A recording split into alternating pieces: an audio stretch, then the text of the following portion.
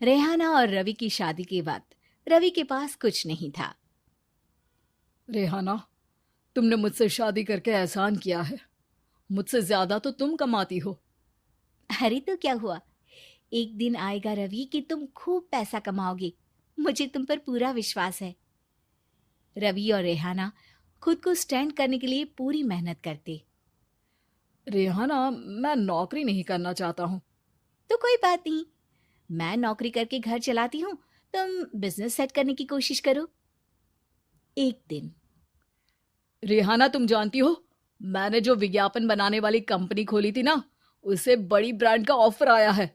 अब हम लोगों के दिन ब्यारे न्यारे हो गए हैं। मैं जानती थी रवि कि एक दिन तुम सेटल हो जाओगे। रवि का काम अच्छा चल जाता है।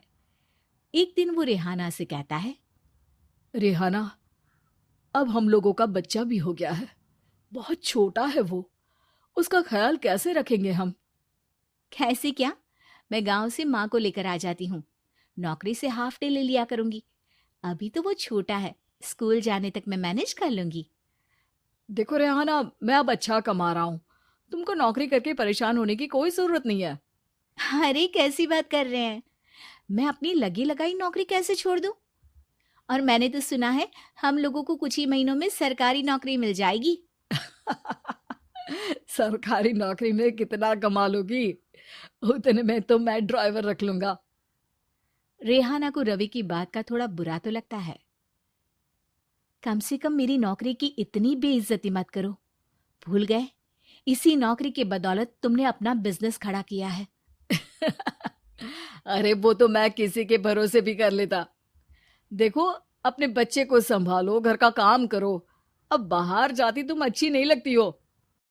रेहाना रवि के कहने पर नौकरी तो छोड़ देती है, लेकिन अब बड़े से घर में उसकी कीमत किसी नौकर से कम नहीं होती।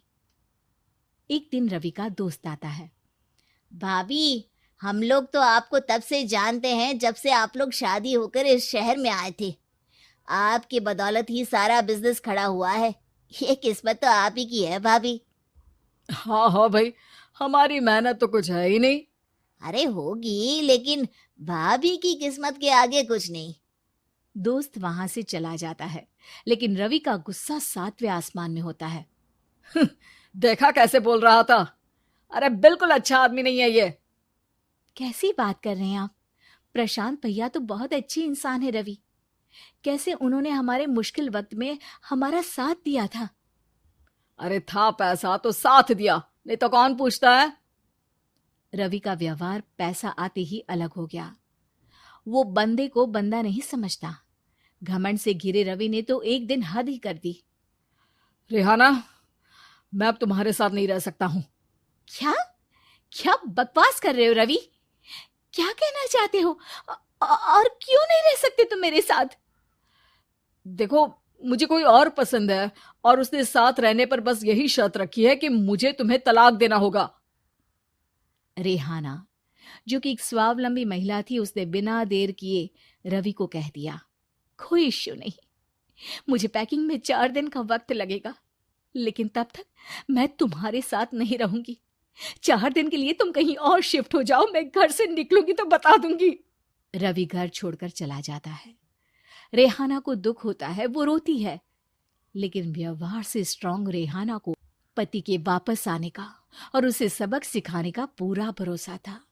फिर एक दिन, अरे शुशिका, कब शादी करोगे तुम मुझसे? यार मैंने तो सोचा था तुम शादी से पहले मुझे विदेश लेकर जाओगे, महंगी कार दिलाओगे। अरे सब दिला दूंगा, लेकिन पहले मुझसे शादी तो कर लो। हाँ हाँ, क्यों नहीं। मैं कुछ दिनों के लिए अपने मम्मी पापा के पास जा रही हूँ और लोगों से अपनी शादी की बात करूंगी। अरे शुशिका, कैसे रहूंगा मैं तुम्हारे बिना? अब तो शादी ही होने वाली है हम लोगों की। शुशिका रवि को छोड़कर चली जाती है। रवि घर आता है, जहां रेहाना को ना पाकर उसे सब अजीब लगता है। घर तो रेहाना के बिना कुछ नहीं है। बच्चे की याद भी आ रही है। चलो एक वीडियो कॉल कर लेता हूँ। रवि रेहाना को वीडियो कॉल करता है, लेकिन रेहाना फोन नहीं उठाती। रात को सोते वक्त मन कर रहा है मुन्ने को गले लगा लूं। चलो कोई ना, शुशिका से शादी के बाद मेरे और भी बच्चे होंगे। अगले दिन रवि ऑफिस जाता है, जहां टीना खड़ी होती है। सर, आपने अपने नए ऐड के लिए मॉडल की रिक्वायरमेंट डाली थी ना, मैं उसी के लिए आई हूँ। रवि टीना को देखकर खुश हो जाता है। अब शादी हो गई है तुम्हारी? नहीं सर, बस अच्छा सा हैंडसम और अमीर लड़का देख रहे हैं मेरे मम्मी पापा। रवि के दिमाग से तो टीना को देखकर शुशिका का ख्याल भी खत्म हो जाता है। अरे यार, ये लड़की मिल जाए कितनी सुंदर है। शुशिका तो इसके आगे कुछ नहीं है। आ, अब क्या तुम्हें ऐसा नहीं लगता कि मुझसे मिलकर तुम्हारी ये खोज खत्म हो गई है? आप ना, आप तो 2 बच्चों की पापा लग रहे हैं। अरे नहीं नहीं, मेरी शादी तो हुई थी, लेकिन बीवी को किसी और से प्यार था, मुझे छोड़कर चली गई। खैर, टीना की दोस्ती रवि से हो जाती है, लेकिन 1 महीने बाद शुशिका रवि के पास वापस आती है। मेरे मम्मी पापा तुमसे मिलना चाहते हैं, लेकिन उन लोगों को ये मत बताना कि तुम पहले से शादीशुदा हो, और हाँ, शादी से पहले अपनी सारी प्रॉपर्टी तुमको मेरे नाम करनी होगी।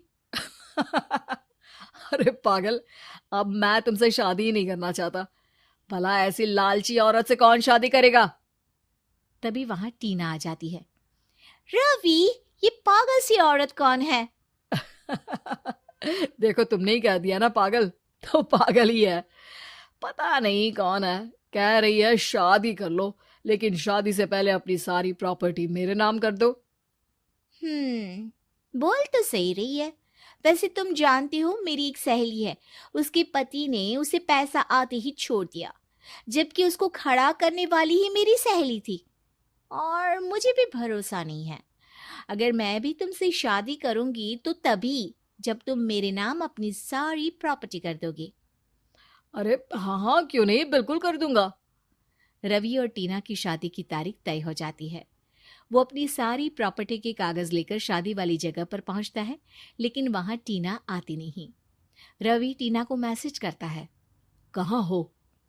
सॉरी, मैं तुमसे शादी नहीं कर सकती, मुझे तुमसे भी ज्यादा पैसे वाला मिल गया। रवि को गुस्सा आ जाता है। वो गुस्से से सारा डेकोरेशन तोड़ रहा होता है कि वहां रेहाना आ जाती है। सर, क्या हो गया? क्या डेकोरेशन पसंद नहीं आई आपको? अ, तुम यहाँ क्या कर रही हो? मैं यहाँ की डेकोरेटर हूँ। क्या आपको पसंद नहीं आई यहाँ की सजावट? रवि दौड़कर रेहाना के गले लग जाता है। मुझे माफ कर दो रेहाना। रवि रेहाना के गले लग जाता है और रेहाना टीना को थैंक्स का मैसेज करती है।